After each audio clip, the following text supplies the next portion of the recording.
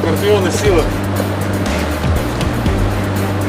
Мы являемся миротворческими силами воинского контингента Кыргызской республики. Наша задача – обеспечить охрану и оборону важных государственных объектов.